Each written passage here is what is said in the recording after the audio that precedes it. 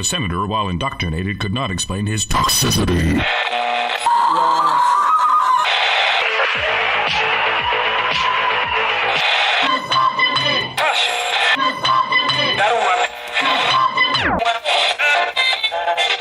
You should not listen to men's rights advocates if you want to know what they have to say.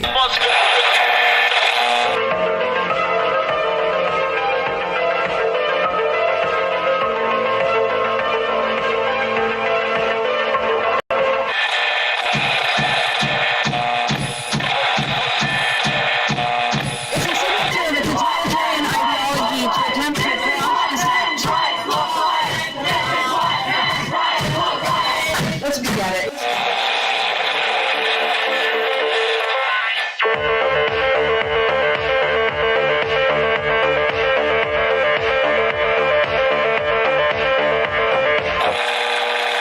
Number ZZ9 plural Z alpha. Number ZZ9.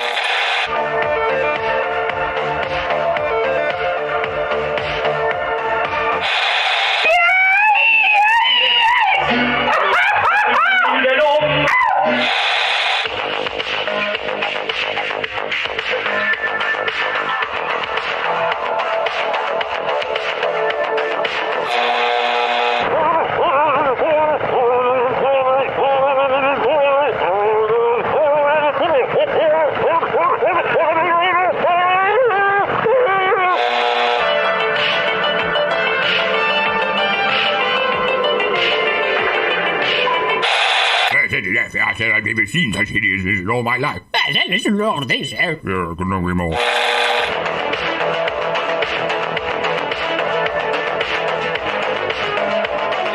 Like a furry torpedo to the jugular. This is Honey Badger Radio. Radio with Buddy.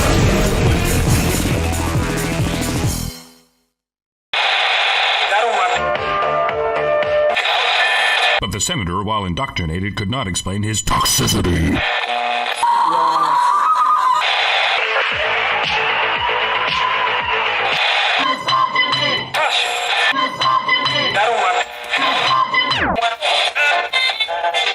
You should not listen to men's rights advocates if you want to know what they have to say.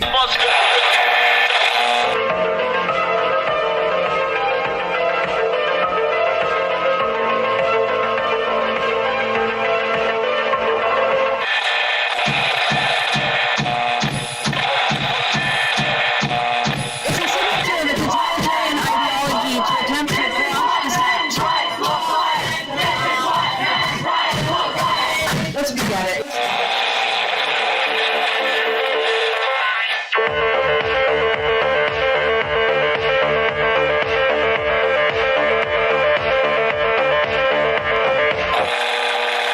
Number ZZ9 plural Z alpha. Number ZZ9.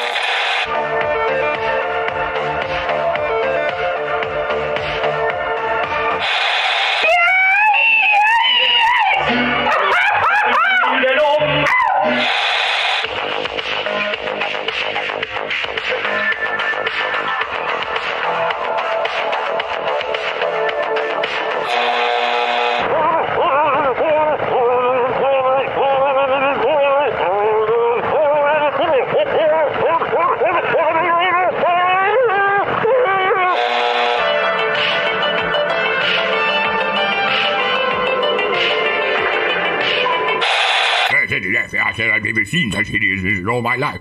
Listen to all this, Yeah, couldn't agree more.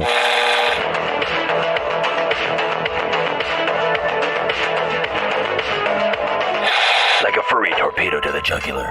This is Honey Badger Radio. Radio with Buddy.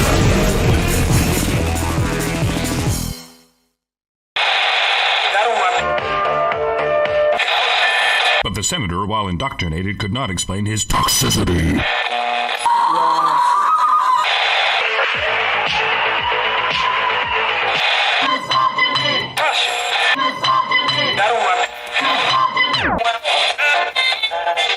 You should not listen to men's rights advocates if you want to know what they have to say.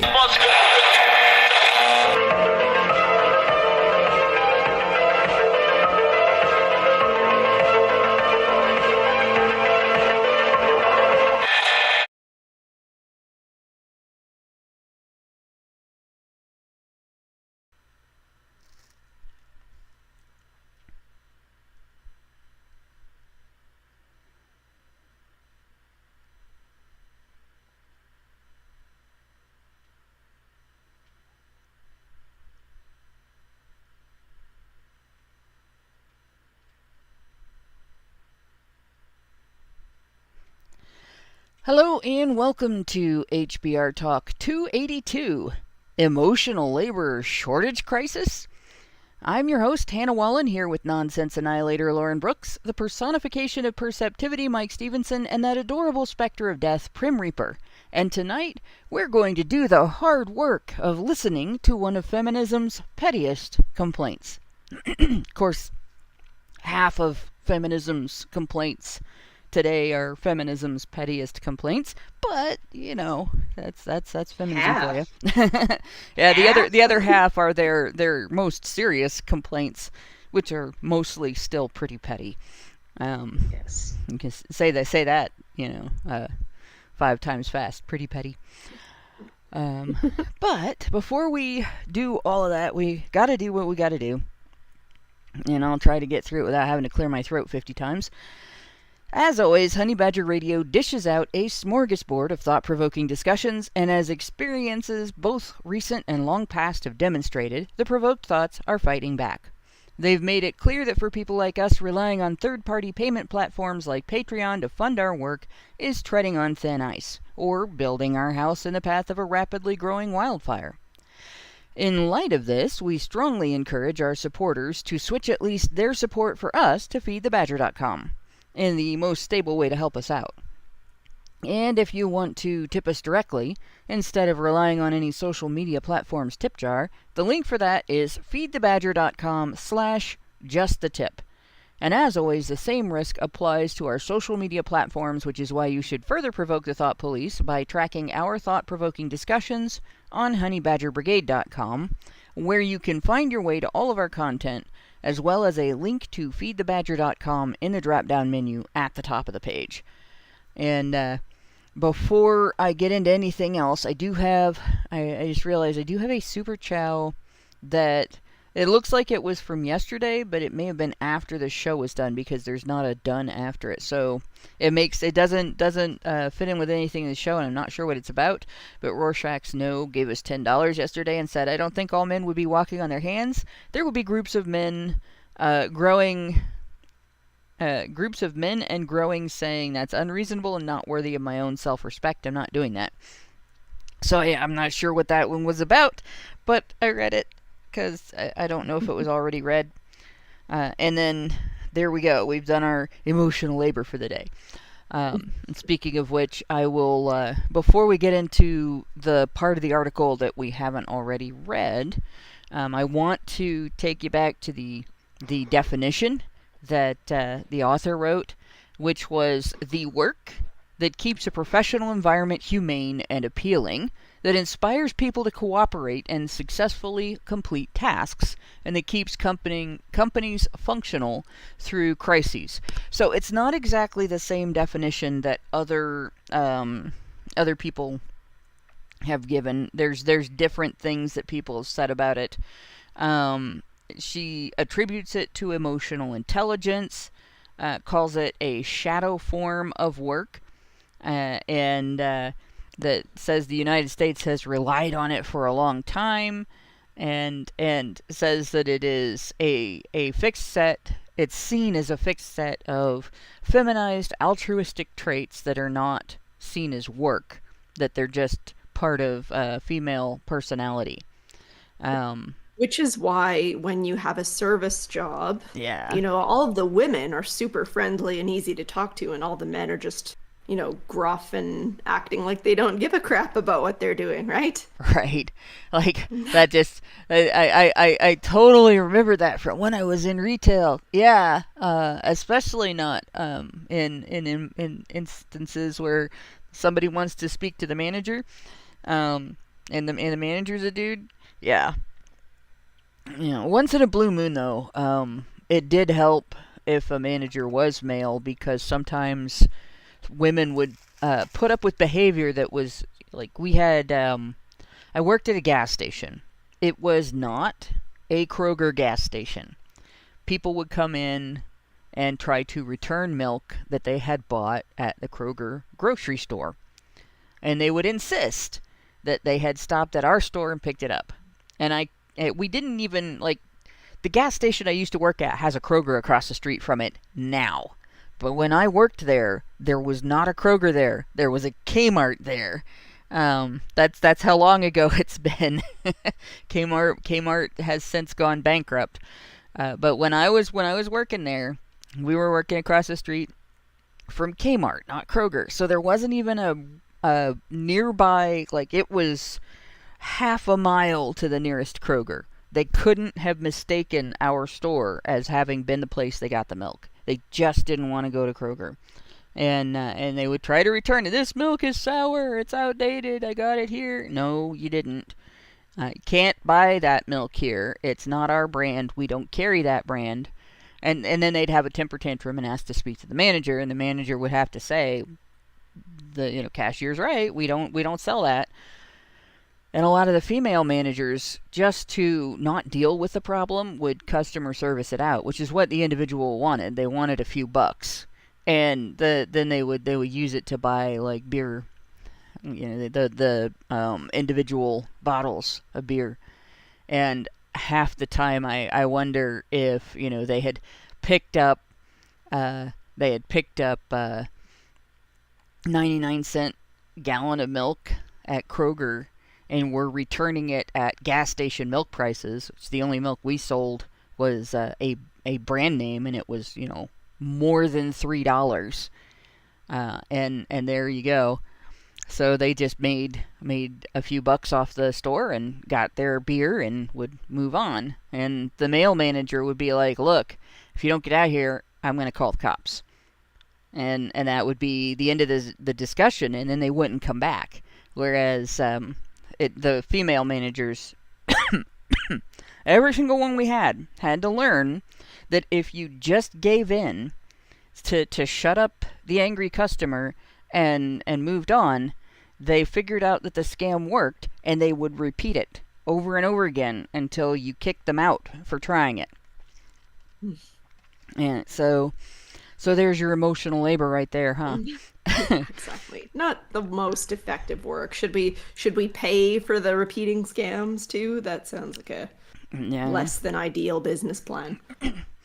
Used to be able to do it and get cigarettes, but cigarettes are more expensive now. It costs more to smoke than it does to drink. Depending on which cigarettes you get. Give me a second, guys. I am going to mute here.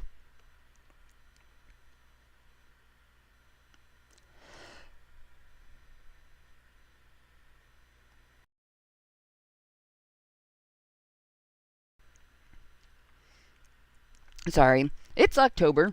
The leaves are turning pretty colors, and I'm allergic to them. Oh, no. Yeah, well, I'm allergic to all the nicest stuff, like nice smelling perfume, my favorite animals, except for rats. I'm not allergic to rats.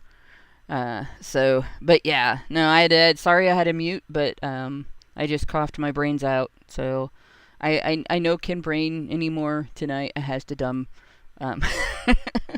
There you go. But so we stopped at the paragraph that ended with women and men have the same capacity for empathy. Women are cast as naturally better at emotions, often winding up taking responsibility for the well-being of a group in professional and private settings, despite studies showing that women and men have the same capacity for empathy given the right motivation.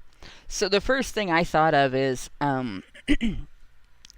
employers who are business owners, specifically, are taking responsibility for the well-being of all of their employees, right? And this is, when you talk emotional labor, if your business goes through a rough patch and you have employees that their ability to pay their bills day to day depends on you, and they're living paycheck to paycheck because you're at the low end of the business scale, and maybe it's retail or something like that.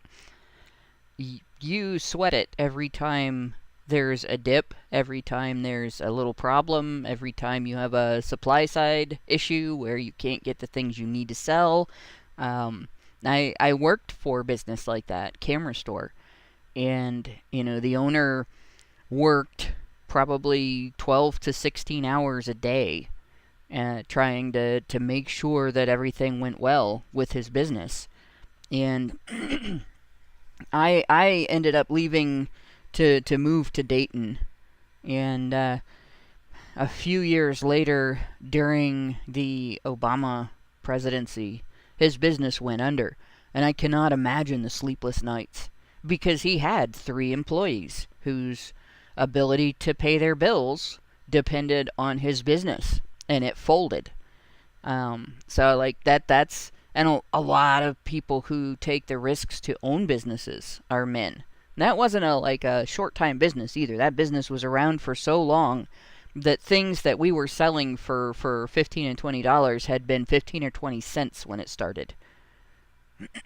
So it was around when most people didn't have cameras. But Yeah. Go ahead. What strikes me about the word well-being, it's a bit like the word wellness. Are you all familiar with the concept of wellness? Right. It's a bit like medicine, except it doesn't actually heal anyone. There's no compelling evidence that it's a bunch of chemicals that can give you vitamins and nutrients, or perhaps some kind of homeopathic healing, but it doesn't actually medicate anyone. This is the difference between wellness medicine and medicine. And well-being is much the same. What are men in charge of? Survival, basically. Men provide the amenities and the resources that allow us to survive. And if they didn't do it for 24 hours, a great deal of us wouldn't survive. But this is not mentioned in this article. What's mentioned is the well-being of a group, and that's what women are in charge of. Mm-hmm. Well-being, yeah. which is some kind of equivalent of wellness. They're not in charge of survival anymore. Women very much used to be in charge of survival when they didn't have machines to do all this shit for them. But nowadays they're not. Men are in charge of making sure people survive. So we'll give women something. Women are in charge of well-being. Now, what does that mean? It means the subject of this whole show. Emotional labor. It means anything you want it to mean. Yes. It means, are people doing well? Well, we have women to thank for that. Are people not doing well? Well, we have men to blame for that. Mm-hmm. And that's all how it goes. Well-being is a wishy-washy, nothing term that can mean literally anything, and that's why we give it to women. Survival is something that men are in charge of and almost entirely responsible for, and that's why it's not mentioned anywhere in this article or in any given feminist's creed, which to me seems like an imbalance. But I guess I'm a misogynist.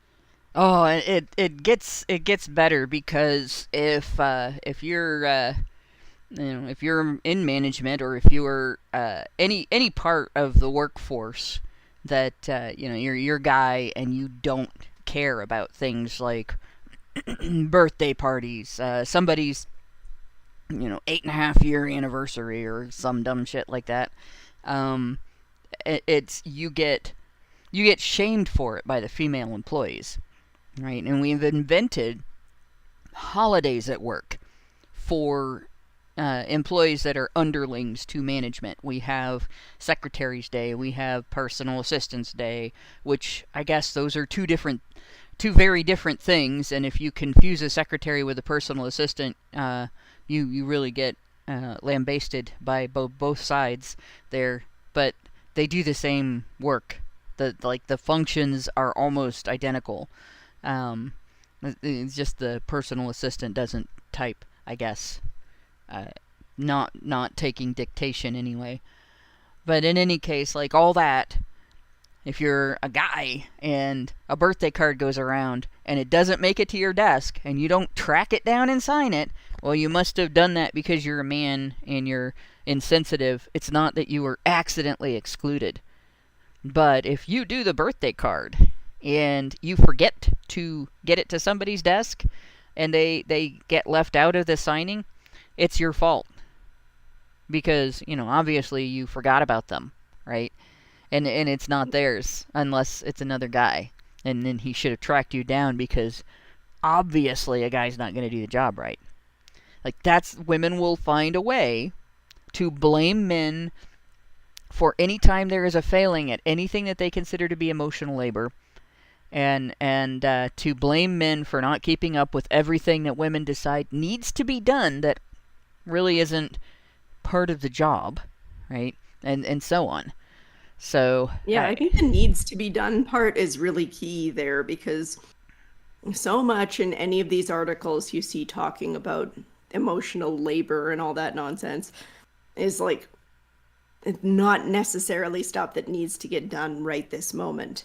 Like, I remember reading an article where somebody was complaining that, there was something left on the floor for a while. And it's like, if it really bothers you that much, then you can go ahead and pick it up and put it away. Like, it's if it's not in the middle of the road, then, you can't get mad at somebody for not seeing it as a big deal. Right. Like, if it's something that's not 100% explicitly necessary, then, stop complaining when other people don't put as high of a priority on it as you do. Like, just get used to it. That's life, man. No, yeah. Exactly. Yeah. And something as simple as like picking something up in the floor. That's physical labor, not emotional labor. But here's what they do with this term emotional labor. It's not about making everyone else around you feel okay. It's about you making yourself feel okay in the situation, right? Because I guarantee you, anyone who talks like this, they're probably the problem person in the office. Yeah. Everybody else is just getting along just fine, but right. We have to have social cohesion. We have to celebrate everyone's birthday. Pass the card around. Are you kidding? What does this have to do with work? It's like, I don't, it's like they come to work and this is kind of daycare for themselves. When they're not busy doing actual work, they busy themselves with things like this.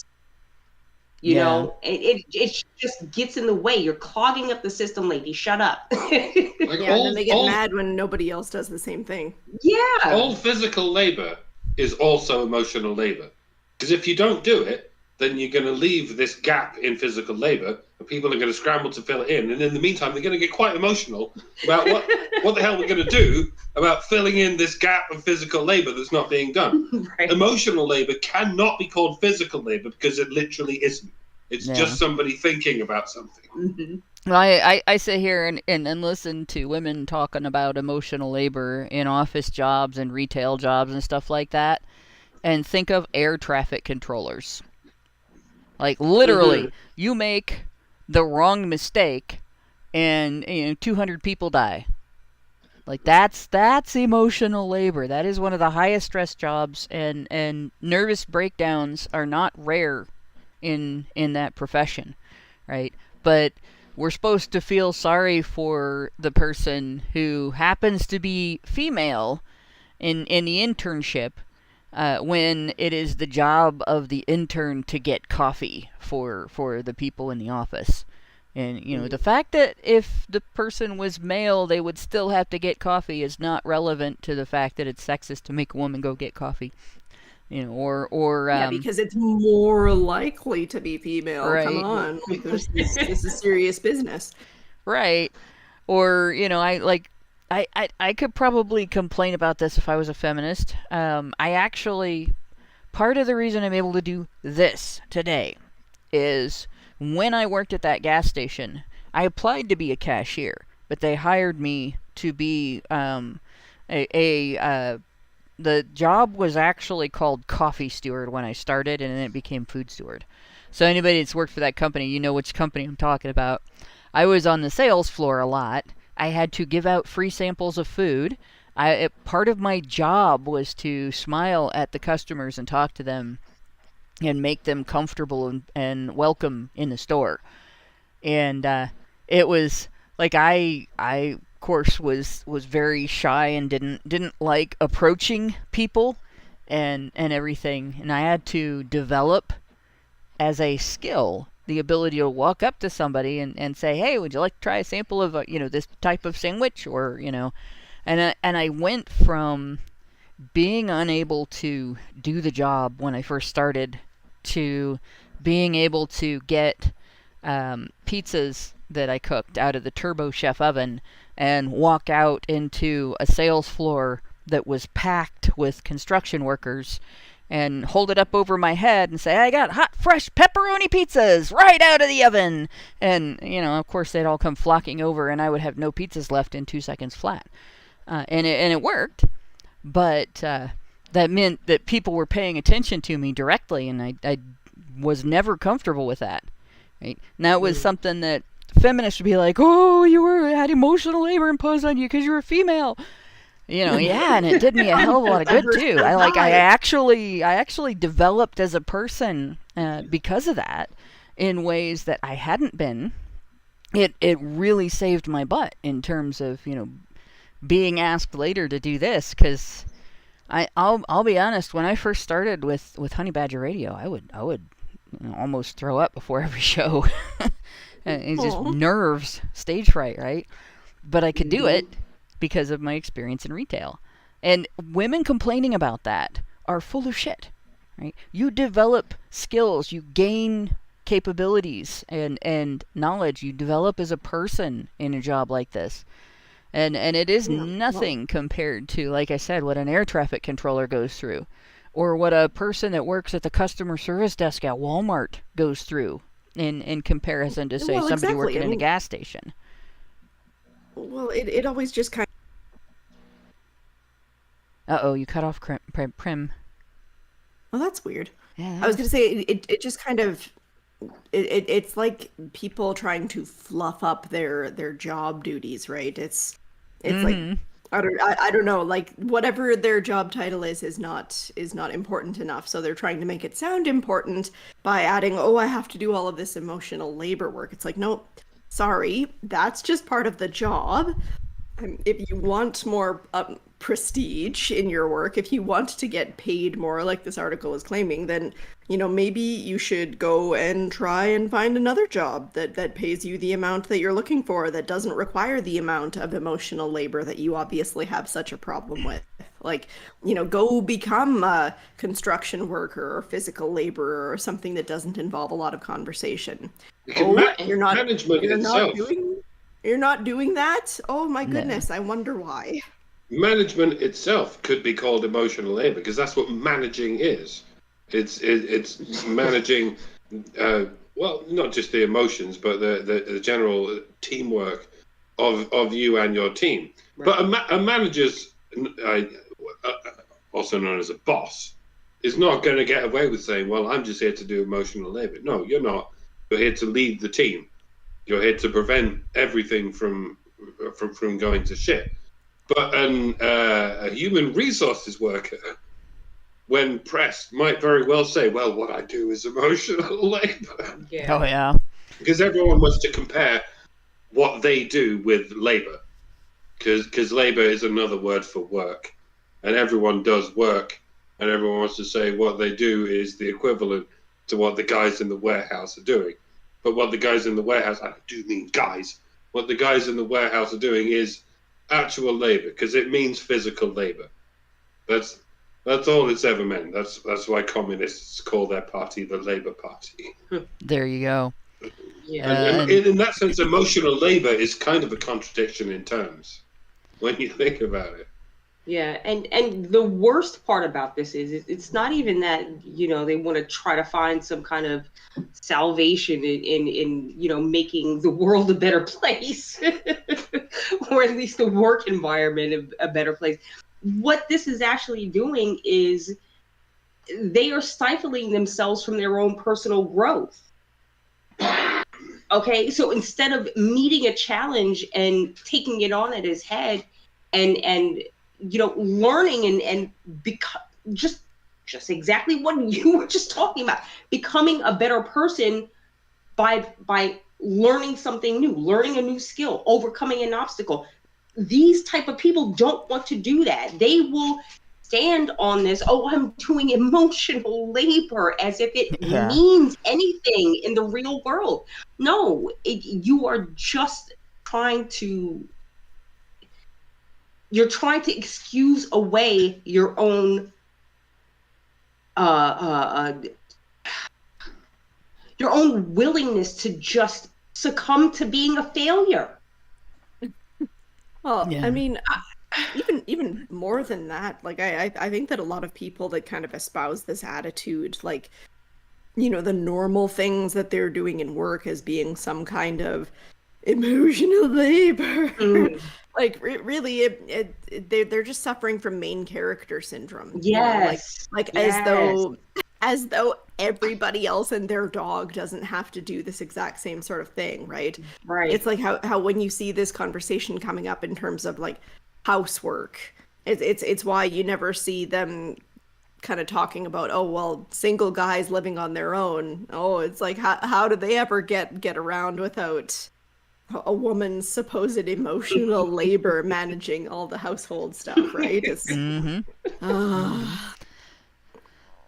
So she goes on with, we might comfort ourselves with the notion that emotional laborers are rewarded through love and praise. But such praise is generally hollow and can hide galling working conditions. Thus, essential healthcare workers were applauded during the COVID-19 pandemic. Yeah, that was actually really embarrassing. Because they didn't just do it for, say, the people who worked on the COVID ward in the hospital. I got applauded for doing what I was already doing in an environment that wasn't any more dangerous the day after we found out about COVID, or the month or the year after we found out about COVID, than it was before we found out about COVID. So that was embarrassing. But remember the evening cheers and pot banging? And they had parades in some places past hospitals and stuff with first responders and everything. And yet the federal government never mandated hazard pay. Which I don't know if the federal government actually mandates hazard pay for other things or not. But I do know that hazard pay is given at jobs where it is not mandated by the federal government, but you can't get people to do that job without offering hazard pay. I just want to know how much we can deduct for all the time that they spent doing the fucking TikTok dances. Yeah. Hazard pay. They seem to be having a pretty fucking good time. And I'm not trying to diminish anybody's situation. I know that there were, it wasn't a good thing that happened, okay? But the overinflation of it, and just the blatant broadcasting of how flagrant they were being with the information when it is right there in front of your face. And they just put it all out on social media like, hey, yeah. No, I'm sorry. I this is a bone that I will forever have to pick with the healthcare industry. And the government and all of these people who were involved. Goddamn emotional labor. And in all honesty, when it comes to the healthcare thing, if you consider emotional labor to be part of the job, you have to remember a few things about this. First of all, the person who gets blamed if you go seek medical attention and you don't get better is the doctor. Mm-hmm. And if you're dealing with a specialist like an infectious disease specialist, that's usually a man. Yeah, and what people don't understand about that situation is they're not just medical practitioners, right? They are generals in a war. This isn't, to do with COVID anymore. There are so many antibiotic-resistant bacteria out there that are dangerous, and there are some that are not just resistant; they're basically antibiotic-proof. There's some that there are no treatments available for that will kill the bacteria. There's viruses that are far worse than COVID-19 that they're trying to fight with, and a lot of these things have overlapping symptoms, and it's a mystery to try to figure out what's going on with a patient in a lot of situations. And then you also have circumstances where you have to tell a patient, well, you have a bacterial infection, and at first the patient looks relieved because, like, oh, you got a bacterial infection, you just take some antibiotics, it'll get better. And then you have to say, there's no treatment for this one. There's nothing we can do. And this is what's going to happen. And sometimes it's very unpleasant. And there's one particular type of bacteria that's developed a biological mechanism that when you take antibiotics for it, it fires off this biological mechanism like a missile at the molecules of antibiotic, and it reacts with them and turns them into something else, and water, how chemical reactions work, and it's no longer poisonous to the bacteria. So they're shooting at us, actually, and medical sciences had to develop a 1-2 punch of drugs that first takes out those missiles, those biological missiles, before it treats the bacteria. And this is what they're working with. Right? They're not working with just, oh, you have cold A, we're going to prescribe B, No, it's all about actual warfare and weaponry and stuff like that. And so I have a lot more respect for specialists and people who work in, say, the ICU or in treating infectious diseases, like those antibiotic-resistant bacteria, than I do.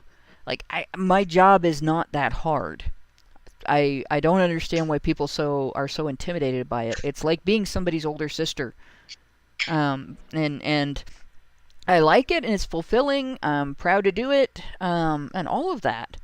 But, like, the day I had somebody meet me outside and clap for me like I had done something unusual, I wanted to crawl into a hole.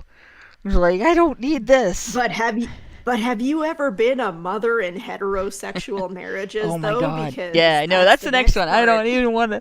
Mothers and it's sad. Like, they do that, and then they come along with this, right? Thus, mothers in heterosexual marriages are lauded for being selfless, but are often expected to shoulder more responsibilities for their family, including when they formally work full time. Oh, gee. Did you have kids you didn't want to take care of, lady? I'm so sorry. Did you retain custody of children that you didn't want to take care of? Oh, you poor thing. I don't have a violin small enough for this. I don't. Yeah, no like, we have in the United States, we have had legal abortion since the year of my birth. Right? We have had safe haven abandonment all that time. We have had the adoption system all that time. Fathers can have custody of children. If you don't want to take care of your child, leave the child with the father or other family members. It's all there. All of that exists. But I gotta put this up in the window. But yeah. Let's see if I can. Yeah, open totally. This. It's just perfect because I just happened Pete. to do this drawing for somebody else, so it's exactly fitting. Oh wow, it came up huge. Oh my goodness. Huge. Here's the poor crying Prim with the violin. That violin is way too big for this problem. If you have really custody of a child, your mother, and you have custody of a child, you chose that. right? And if you're a working mom and you have custody of a child, you chose that. It's not emotional labor. It's you chose that. Yeah, like and anybody that goes into parenting thinking that it's going to be like, easy breezy, the children are always going to be angels all the time and you're never going to have any difficulty in raising them, is like, oh boy, are you in for a rough ride there, lady. Like, my goodness gracious. And that just accounts for the women that even think that far. A lot of them don't. They don't even think that far ahead. It's just, well, I'm having a baby. Oh. Yeah. So having a chihuahua or a cat. Yeah, exactly. Yep. You can just lock it in a room somewhere, right? No big deal. Oh my gosh. Those things are all decisions, all choices. Everything that you dedicate yourself to, you have dedicated yourself to on purpose. That's a choice, right? Mm-hmm. We do have some super chows and chats. I'll catch up on those and then we'll move on.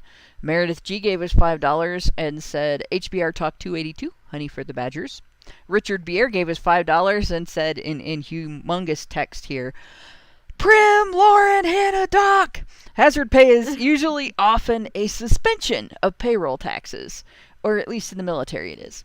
There are jobs where if you work in certain parts of the plant, or if you do certain things, you get an additional rider on your paycheck because of it. Like your base pay for this factory is, say, $15 an hour, which if you work at a factory and you're only making $15 an hour, it's not a good one. But you use this specific machine, you get an extra $5. Yeah. Or they'll do something like give you much better life insurance. Right. Right. That plus a better salary. Yeah. Yeah, and people might not think of that as a perk, but it's more expensive to pay for a larger amount of life insurance. So, that's actually a good benefit to have, especially if you have a family that relies specifically on your income for, if you're a breadwinner, life insurance is vital, absolutely go ahead. Oh, sorry. I was going to say, I knew a young guy out in California who worked on an oil refinery, and basically what his job was to, watch the meters and look out, and that really was, do some checks and, every once in a while, whatever. But he was making so much money. He owned his own home and he was well into his 20s, owned his own home, was buying another one, didn't have kids. But God, I can't imagine if he's still working there, how much money he's worth right now, because jobs like that, they're rare, but you can make some really good money if you know what you're doing and you know which positions to look for. You can kind of stay away from the more dangerous positions and still find a way to, at least find a good pension plan. Yeah. In the industry. So. Yep. The gas station I used to work at had a shift differential for third shift, because if somebody was going to rob the store, they were usually going to come in at about 3:30, 4 o'clock in the morning to do it. Like that was the shooting hour, because that's when the store is the most dead, at that particular corner. So I just realized the next sentence up on the screen. We're gonna get there, but I'm gonna do one more super chat first. We have Landray gave us $5 and said, EL, managing emotions at work. So if I fart passing my feminist coworkers in the break room, making an effort to feel bad is emotional labor, right? Okay, so I will read the next. Regarding the next paragraph, though, I had to check in the actual article that you didn't accidentally scroll skip something. I know, because this is such a leap, what? right? She goes from Thus, mothers in heterosexual marriages are lauded for being selfless, but are often expected to shoulder more responsibilities, blah, blah, blah, right? Then she says, thus, millions of white families historically relied on the racist trope of the mammy to pretend their relationship with non-white female domestic workers was one of sentimental bond, not labor exploitation. Like, what? What? Yeah. I'm assuming I'm assuming she's talking about upper class people that had domestic servants in their home, like maids and butlers and whatever else people hire when they have lots of money. Because that constitutes an average experience. My goodness me. And the whole mammy thing, I'm not quite sure. This seems like a Southern thing, because when you look at stories about this or that nanny or what's the French term, au pair, that people use, that I almost always see a white chick who's like in her 20s. Basically a babysitter. If you're poor, you call them babysitters, and you only use them for a few hours at a time, because you want to spend time with your kids, and you have to fight for that. But I guess if you're wealthy, you have other terms. I don't think I've ever heard of anybody using that term, mammy, during my lifetime. No. I don't know if it was used during my parents' lifetime, aside from in cartoons. Yeah. But like I said, that's way outside of my experience. Thus, in white-collar work environments, corporate leaders are celebrated if they demonstrate the supposedly rare gift of high emotional intelligence, or EQ.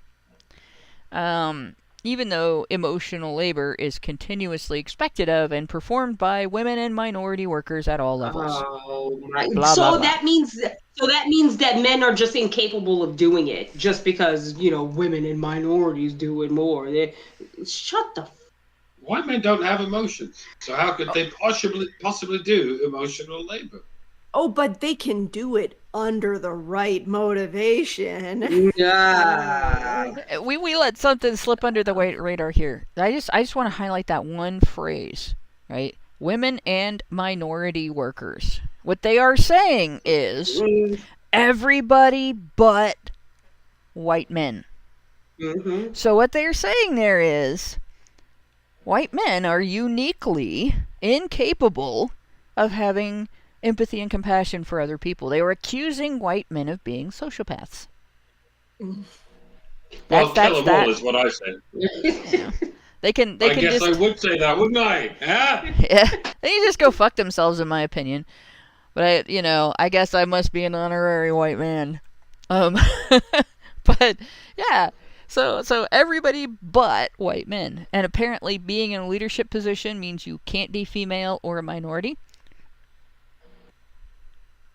Like, there are no black CEOs, there are no female CEOs, there are no Native American CEOs. None of that.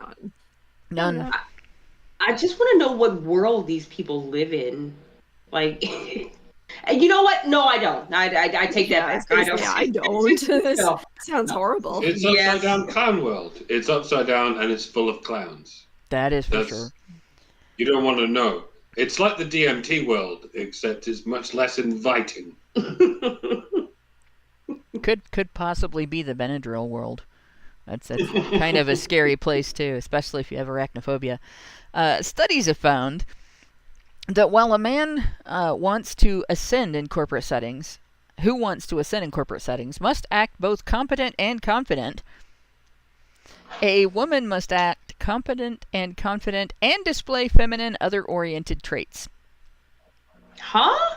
Yeah, I have my doubts. I'm pressing X here because I have a feeling that those traits are taken for granted when men display them and ignored, but we pay attention to them when women do them. Yeah, exactly. And it's just like how in the corporate world for men, if you're married and have children, you're more likely to get promoted because your employer sees you as someone who is a steady, stable worker who's going to come in to work every day faithfully and have something to invest because he's got responsibilities. But they don't talk about there's no emotional labor there. No, it's just all fucking labor because he's got to pay. He's got to work to pay for his responsibilities. These heifers choose to work and they impose their emotional labor on everyone else by their mere fucking existence because they're a drain to fucking society. Just shut up. People Nobody needs another manager. You don't need a people manager. My God, we can do this just fine. Yeah. I do remember a time where people were able to have conversations, coworkers, imagine my shock, and not have to call in. Here we go. Sorry. Oh, no. Emotional labor is sitting in on a meeting and listening to a room full of your female coworkers who all have a habit of leaving period blood on the toilet seat in a common restroom complain that urine is on the floor because you missed when you urinated, and then finding out that, oh no, actually the toilet is leaking. And that I've sat in that workplace and had to be the person that said, no, actually it's not him, the toilet's leaking. I found where it's coming from, and I've stuffed some paper in there until maintenance can get in.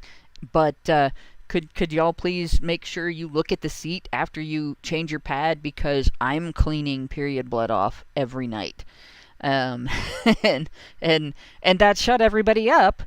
And the one guy on our team just sort of sat there like, wow, I got accused of peeing on the floor at the age of 50-something, and by women who aren't cleaning up after themselves, and couldn't say anything because if they could stereotype him that way, and they could ignore what they were doing, and they could create an unsafe work environment for everyone by leaving a bodily fluid that is considered dangerous because you don't know whose it is or what's in it, right? But if he said anything about any of that, it would have been an HR visit. And he had to just sit there and endure that. That's emotional labor that we ignore when men deal with that shit. We ignore when men deal with 500 comments a day of, men, am I right? Jeez, they don't understand anything. Dumb shits. I'm so tired of men. I hate men, this, that, and the other, and blah, blah, blah, from women talking over the cooler, women on the phone, women talking to each other, in the background of their workplace, and so on, complaining about their boyfriends and their husbands, complaining about this male customer or that male client or that male colleague or so on. But, she had to buy coffee for the meeting this week like everybody else does, and she should have been exempt because she was a woman. So, emotional labor. She had to walk to work through all the catcalling. Oh my God. I get catcalled every time I come home now, but it's from real cats.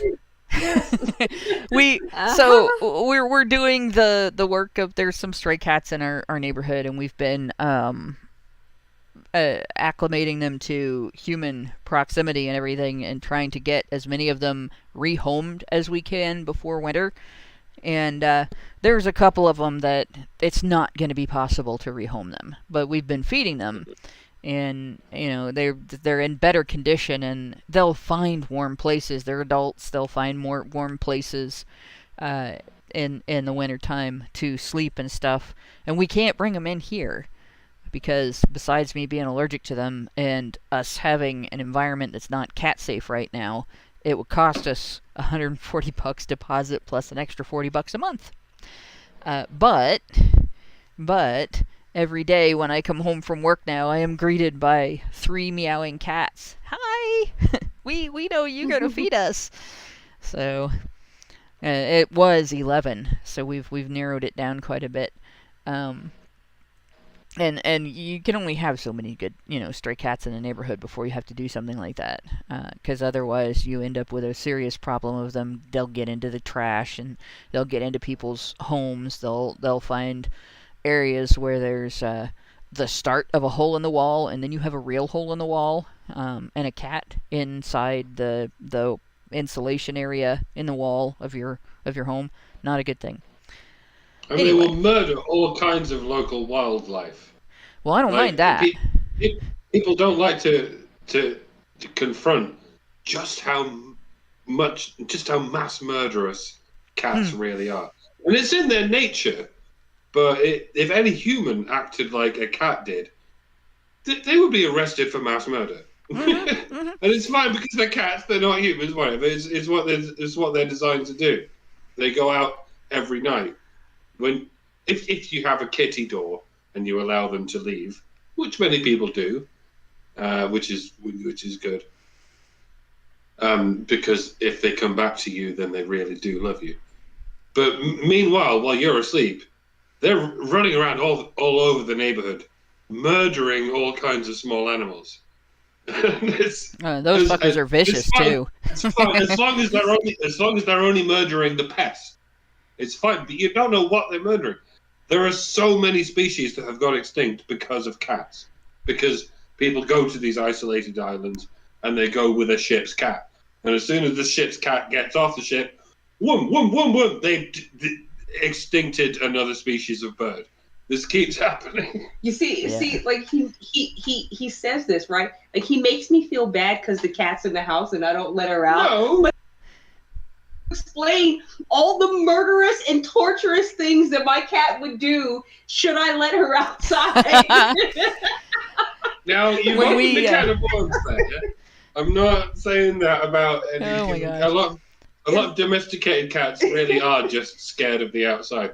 Like Lauren's cat, because I often go on about how you shouldn't deny an animal access to the outside world, but Lauren's cat doesn't want to go outside. she seems to be quite scared of it, and I don't know where I fall on that. Like, if you can make them scared enough of the outside world, then they won't go out into it and murder all sorts of things. But I don't. No, the different cats actually have very different personalities. I'm gonna get so hated on for. Sorry, I'll stop. It might be natural. Because of the 3 cats that are left that regularly come to see us, there is one who has taken up residence on our front porch. Just as soon as you walk out the door, he's right there, and he's declared that he lives here now, and that's it. Right, and everybody that comes up to the house must pay the pet the cat toll, or be hissed at if they appear to be threatening to the people. He defended my husband from his boss when they were trying to just have a conversation. So that was not good. And then we have one that will not come out from under the vehicles to say hi. That comes up, like you have to shove the food under the vehicle and the cat will munch on it and everything. And that's the closest that cat will get. Which is much closer than before, because before she wouldn't approach at all. And then there's one that's sort of in between, right? And when I was on allergy shots and had 3 cats living in my home with me when I was living with my parents, there were 3 different reactions to the door opening. There was one cat that would run like hell to get away from the potential outside, and she was just absolutely terrified, and that was the only time she ever got any exercise, was running away from the open door so she didn't have to go outside. There was one cat that had a 4-block radius territory that she patrolled every day, and there was one cat that would just go outside and roll around in the grass for a while and come back in the house. And nobody trained any of them to be that way. That was their personalities. So they're like kids in some ways. And they're very different from each other. And it would have been abuse to keep Tabarella inside and away from her 4-block radius territory. And it would have been abuse to try to make Jules go outside. she was just the most timid little thing. But in any case, again, these are, and this woman who wrote this story would describe understanding that as a feminine trait. But it was really kind of my dad that pointed out, this is just the way cats are. Some are like this and some are like that. And they have personalities. They're just not dictated by what dictates human personalities. It's more primal than that. But she says, studies have found that while a man who wants to, I wrote that, must act, simply leaning in is not enough, she must also provide emotional labor. I genuinely think that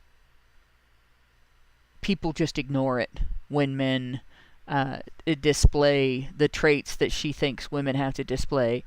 And women complain about it like it's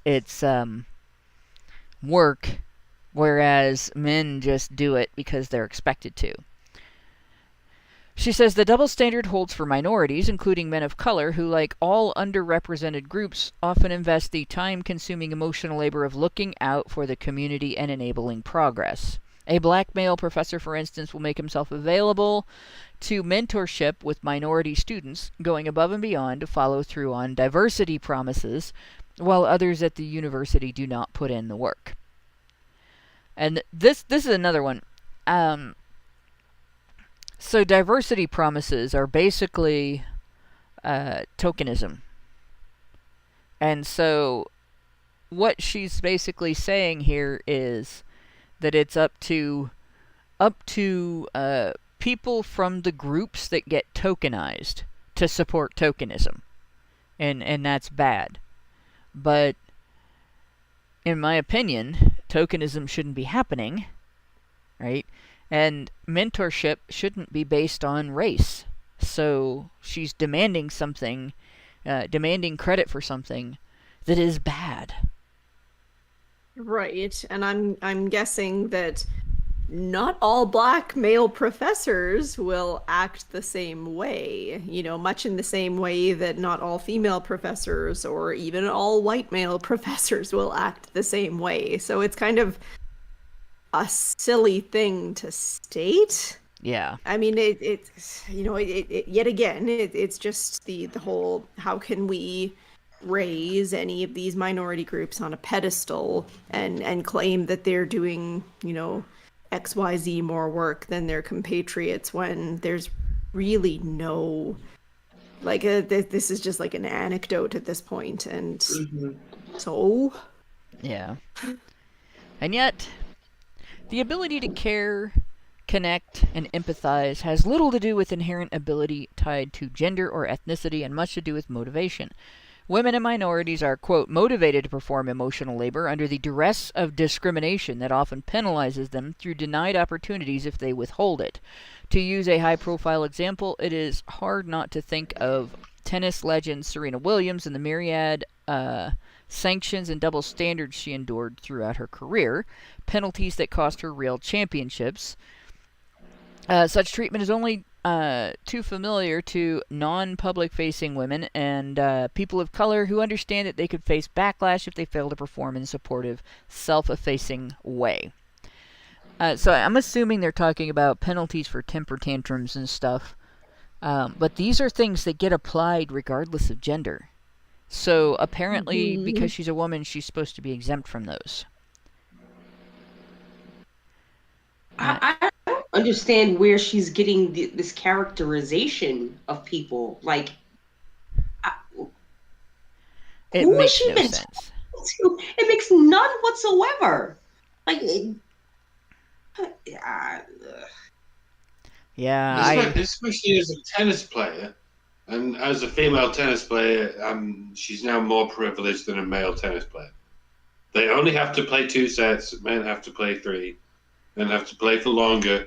Men draw bigger audiences, and yet women are paid the same as them for fewer sets and smaller audiences.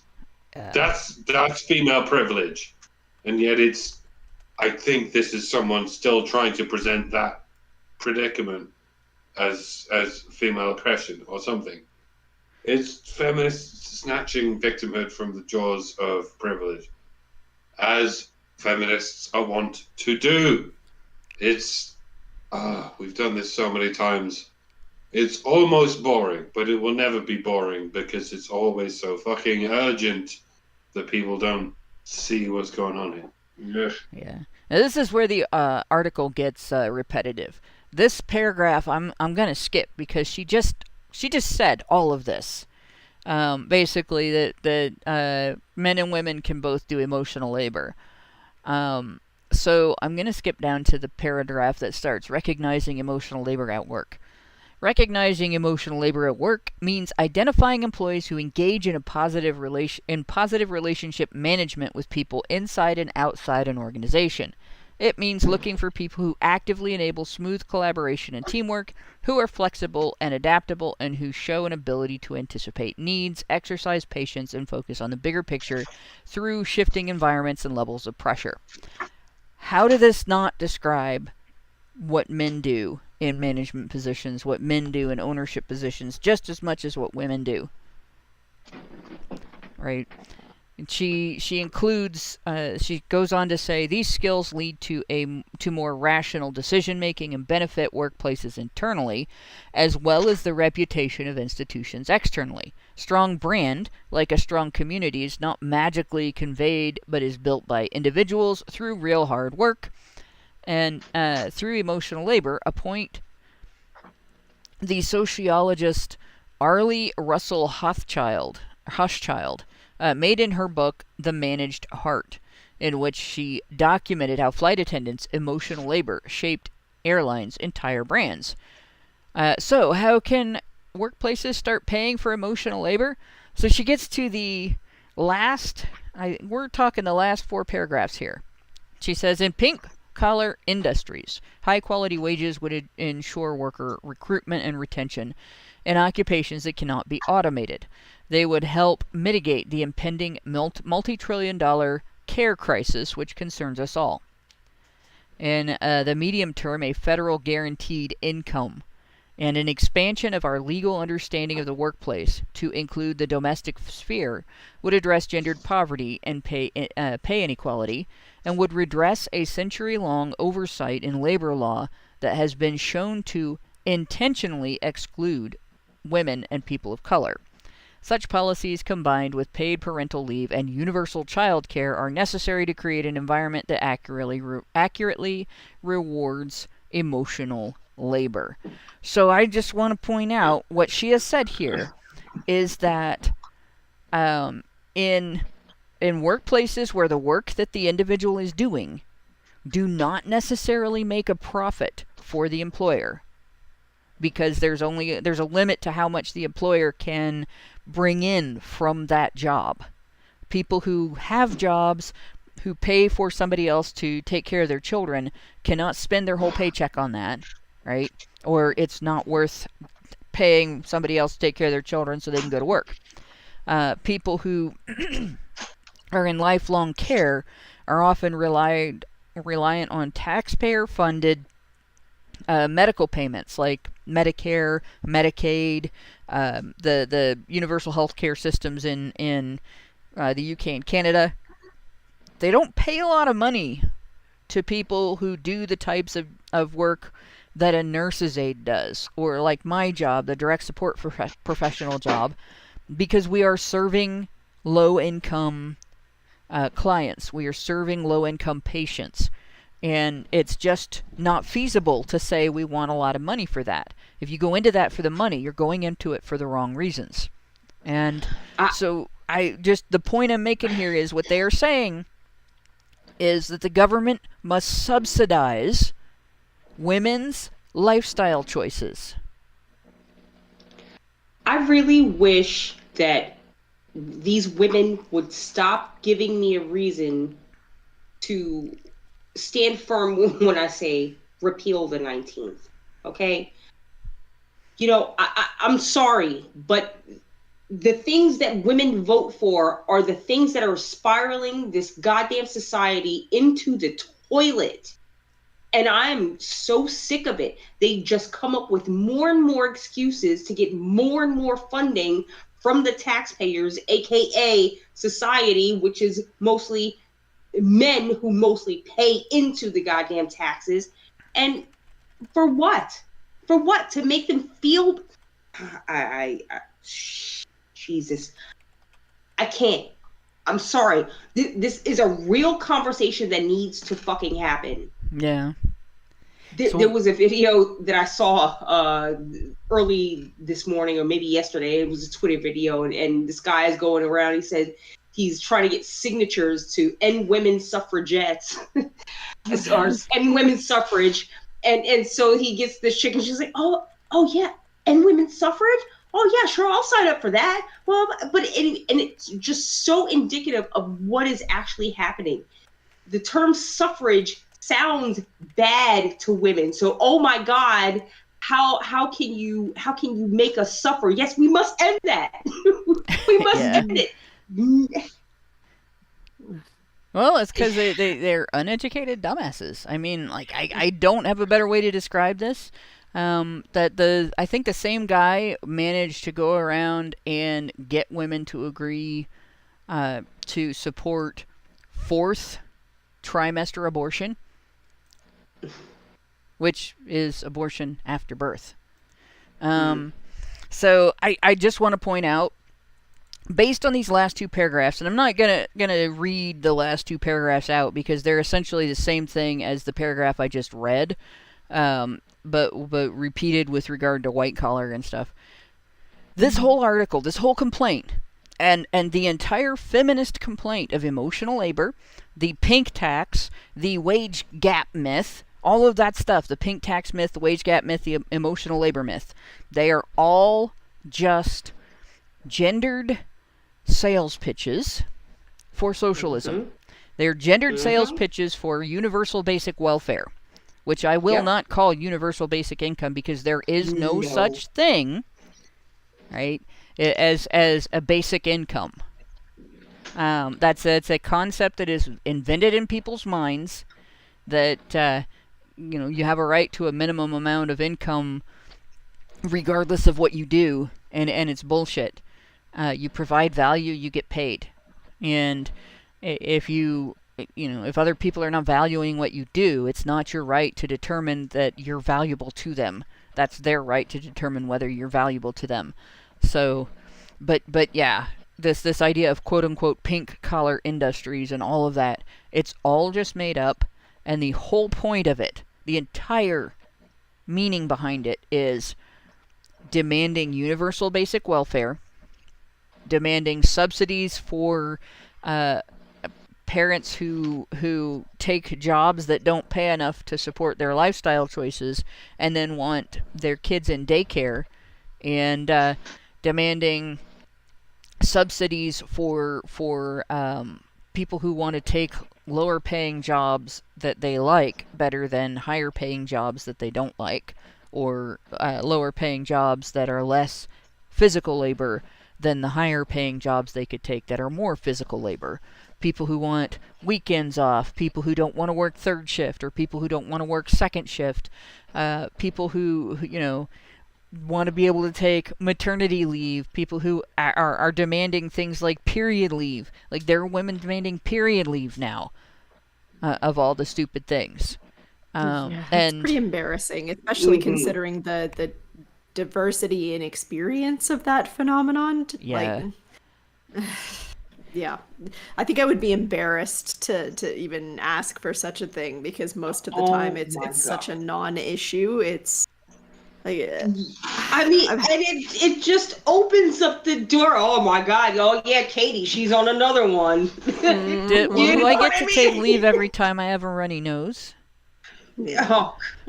Like, women other women get insulted when I make the comparison, but I will tell you this: nobody ever thinks I'm sick because I'm on my period. Most people never know when that's happening unless they go into my bathroom and look in my trash can, right? Right. And I am one of those women that feminists talk about when they say some women have a real rough time with it.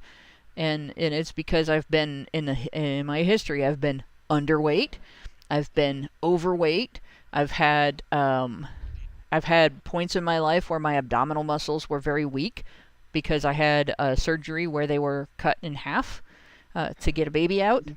And by the way, you know, if you do have that problem, like planking, I can't advise enough. You don't have to do it for 5 minutes. Do it for 30 seconds and then rest a minute. You know, and then build up to a minute or two. It's not that bad, but it makes a huge difference. And that kind of thing, you figure out ways to work around these problems because you have it from the time you're a teenager until after you become a grandma, well after you are done having babies. It is perfectly normal. It's an every month part of your life. At some point, you become accustomed to it. You learn to manage it. You learn to deal with it. And you move on. And it doesn't take away from the rest of your life. It's not something weird or abnormal or burdensome that everybody else should be paying attention to and you should get time off from work for. Unless you have a really serious health problem where, you know, like endometriosis can actually be an issue or things like that. For the layman, endometriosis is where the body makes the tissue that usually grows inside the uterus that creates the period.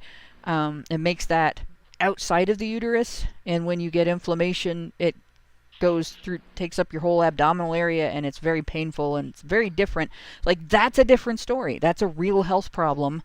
It's an adverse health condition. It's not just, this happens to me every month, right?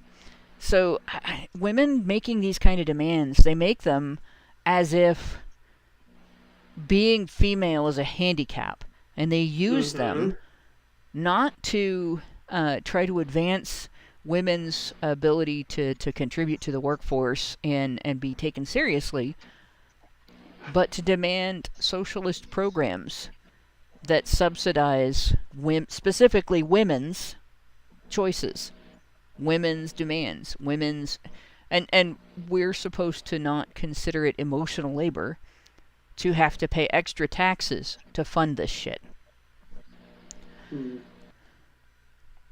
I have 2 more super chats or super chows. Sorry, I don't have any more super chats. I don't think. Let me double check. But yeah, I do have 1 more super chat. The whole article ignores men's emotional labor and is therefore R-worded, a respect intended for Hannah, not the author. Yeah. And then we have Richard Beer gave us $5 and says, have you seen the preview ad for the movie about this black author who becomes a bestseller by altering the vernacular of his next book to be the most stereotypical hood black style of communication? No. I could see that. I don't know. That would be hard to read if you didn't usually speak in that vernacular. And then he says, gave another $5 and said, tell me just what is the non-oppressive standards of workplace conduct that would not be an overwhelming demand placed upon female workers. Most people don't like to spend money with unpleasant people and terrible treatment of customers. That is true. And how is it an undue burden to do your job? Just do your job. It's what you're paid to do. Yeah. Exactly. It's part of the job description. I'm sorry if you don't feel it's enough. You're free to seek other employment. Right. And you don't need welfare to pay extra. You know, universal basic welfare to pay you extra for having feelings. So with that, I will thank my co-hosts for dealing with the emotional labor of going through this terrible article, repetitive as shit too. And I will thank all the listeners for the emotional labor of listening to us bitch about this article, and me going on a rant about like this. That's the period talk you get from me. Me going on a rant about women talking about their periods. And that's the extent of what you get to hear about mine. I'm female and I have one. Blah. But and thanks to everybody who works in the background to make HBR Talk happen. And good night, all. Good night. Men's right activists are machines, dude. Okay? They are literal machines. They are talking point machines. They are impossible to fucking deal with, especially if you have like a couple dudes who have good memory on top of that too. Holy shit, you're fucked.